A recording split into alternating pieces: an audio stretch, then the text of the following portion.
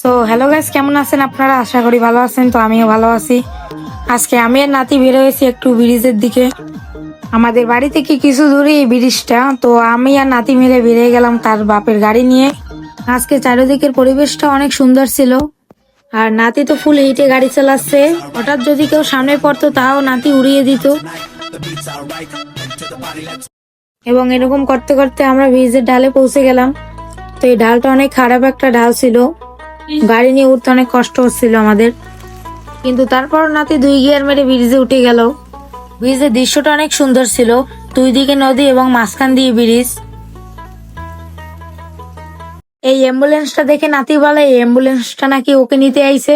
তো আমরা আরেক জায়গায় যাওয়ার জন্য একটা ছোটখাটো রাস্তা সিলেক্ট করলাম। তো সেখানের মোড়ের অবস্থা দেখেন, সেকেন্ডে সেকেন্ডে মোড়। এই একটা মোড় ছাড়িয়ে সামনের দিকে আর একটা মোড়, তো আরো একটা মোড়, এই আরো একটা মোড়। তো এরকম করতে করতে আমরা পৌঁছে গেলাম পিরিজপুর। তো এইটা হচ্ছে পিরিজপুরের বড় মসজিদ। আর ওর নাম কিন্তু নাতি না, ওকে আমি মজা করে নাতি ডাকি। তো নাতির বাপের গাড়িটা রাখার জন্য আমরা পিরিজপুর লেকের কাছে চলে আসলাম। এটাকে মিনারও বলে সবাই। তো গাড়িটি এখানে রেখে আমরা একটু ভিডিও টিডিও করলাম। তো আমাদের অনেক খিদাও পেয়েছিল, তাই মিনারের পাশেই নতুন রেস্টুরেন্টে চলে আসলাম আমরা।